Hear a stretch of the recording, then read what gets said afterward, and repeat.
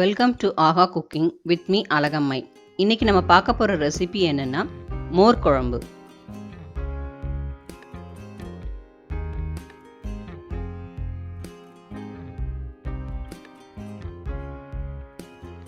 First நம்ம துவரம்பருப்பு 1 table ஸ்பூனும் பச்சரிசி 1 டேபிள் ஸ்பூனும் 1 மணி நேரம் நல்லா ஊற வச்சுக்கணும்.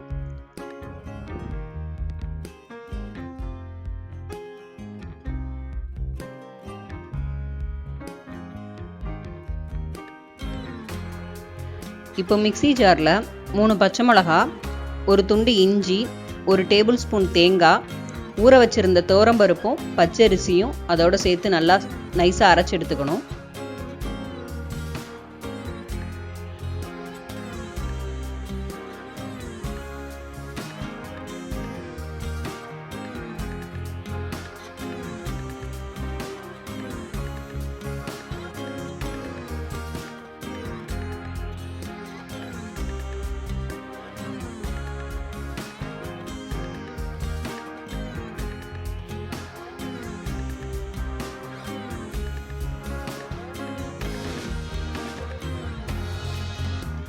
இப்போ 200 ml மோர், திக்கான மோர் எடுத்துக்கோங்க.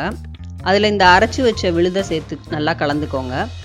மஞ்சத்தூளும் கொஞ்சம் உப்பும் போட்டு அதையும் சேர்த்து நல்லா கலந்துக்கோங்க. இப்போ மோர் நம்ம தயார் பண்ணி வச்சுட்டோம். இப்போ நம்ம தாளிக்க போகிறோம்.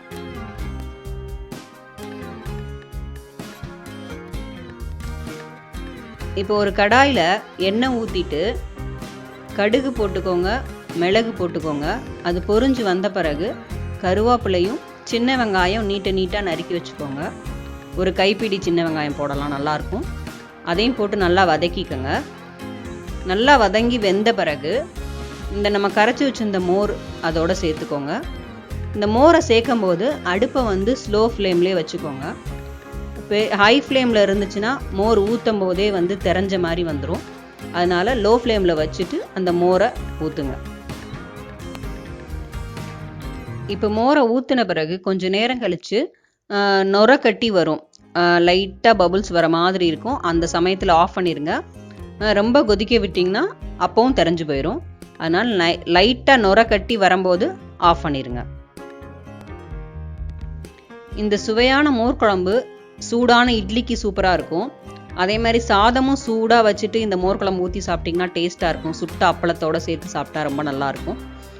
கண்டிப்பாக ட்ரை பண்ணி பாருங்கள். உங்கள் ஃப்ரெண்ட்ஸுக்கு தேவைப்படும்னு நினச்சிங்கன்னா ஷேர் பண்ணுங்கள், லைக் பண்ணுங்கள், சப்ஸ்கிரைப் பண்ணுங்கள். தேங்க்யூ ஃபார் வாட்சிங்.